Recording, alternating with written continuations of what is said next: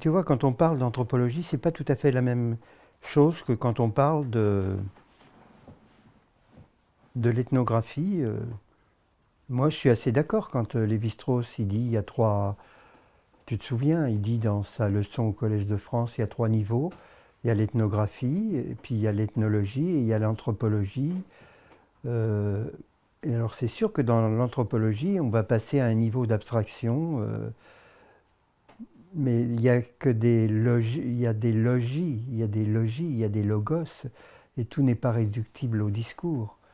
Euh, alors moi, je suis très sensible aux limites du langage, et c'est quelque chose que j'ai trouvé peut-être plus fort en Chine et au Japon, même chez Confucius, et alors a fortiori dans le Tao, tout ne peut pas être dit, et en tout cas tout ne peut pas être dit explicitement, c'est ce que j'ai signifié sur l'intime, mais il ne s'agit pas, comment dire, de dépasser le langage au sens de le transcender.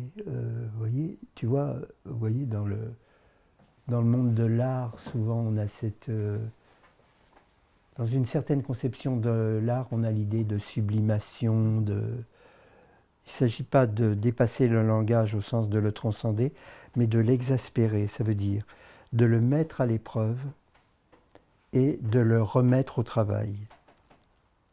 Donc, ce que nous devons faire, c'est pas de l'ordre d'une évasion, même si il y a toujours une dimension ludique et rigolote, mais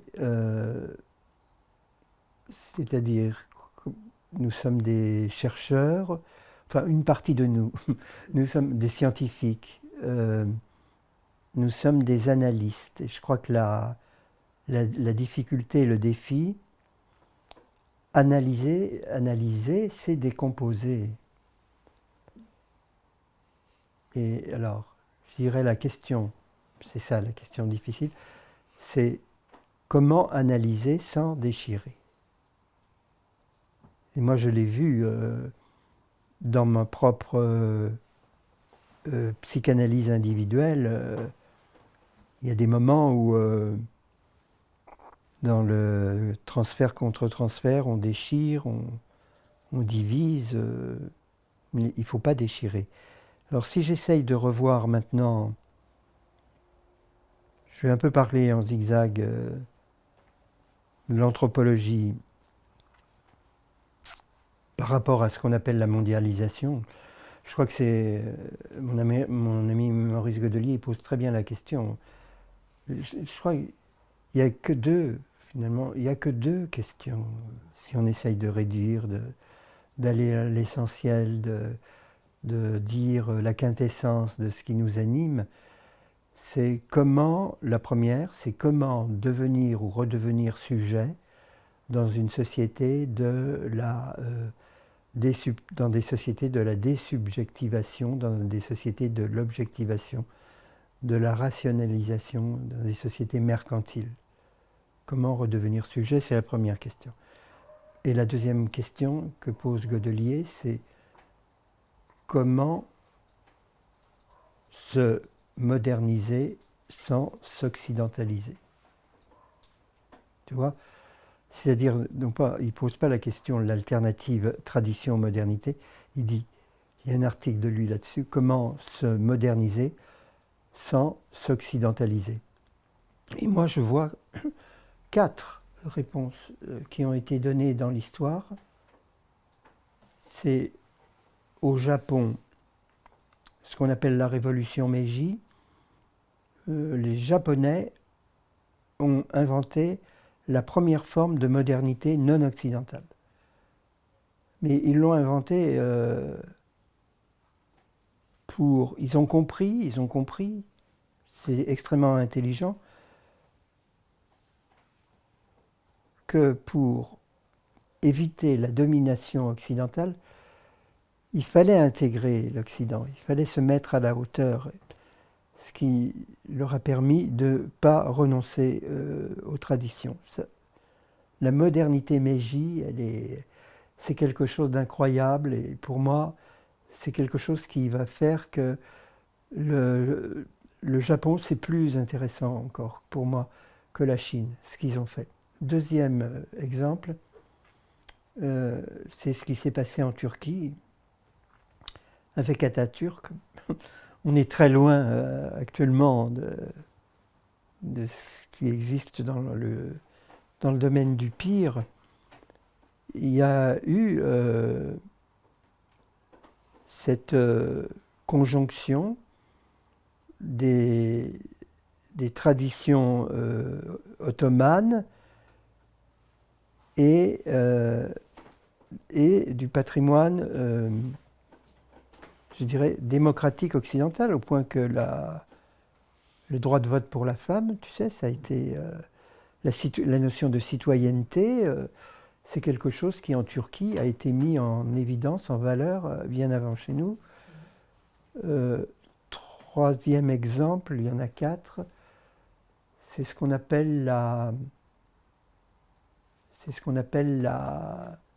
nouvelle culture chinoise. Ça doit être en 1924, avec des écrivains comme Lu Xun, ça s'écrit Luxun, qui veut, l'expression c'était mettre fin à la boutique Confucius, c'est-à-dire nous débarrasser du dogmatisme idéologique de Confucius. Il y a eu toute une culture chinoise qui a vraiment assimilé ce qui venait d'Occident sans du tout renoncer aux traditions. Je dis tradition parce que je veux éviter le mot identité. Je trouve que le mot identité, il restreint, alors que ce que je cherche, il ouvre. Et puis la quatrième moment, phénomène, je l'évoquais rapidement, c'est à San Paul, ce qu'on appelle la Semaine d'art moderne de 1922, avec des écrivains comme Oswald de Andrade et des peintres comme Tarsila de Amaral. Ça a été de créer une culture, et notamment une culture artistique, proprement brésilienne, voyez, mais complètement moderne aussi. Alors, vous voyez, dans les 4 exemples que j'ai pris, il y a aussi l'art qui est une tête chercheuse. Je crois que l'art, c'est une tête chercheuse dans ce qu'on appelle la modernité. Bon, alors maintenant, essayons de voir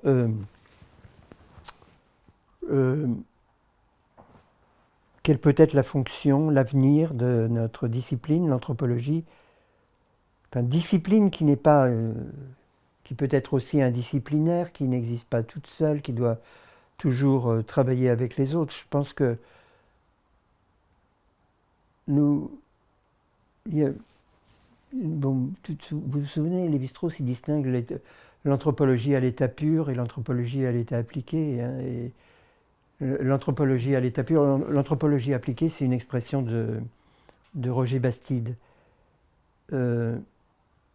Et lui, il préconise, mais je peux le comprendre, l'anthropologie à l'état pur, c'est-à-dire qu'il ne sert à rien. Oui, il n'a pas,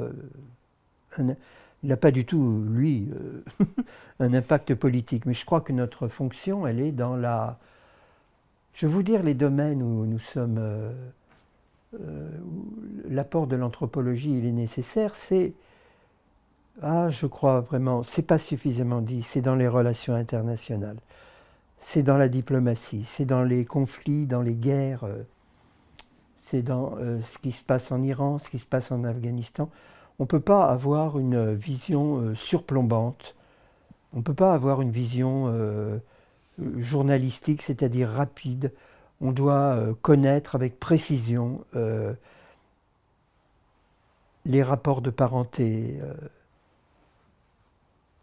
les rapports de classe. Il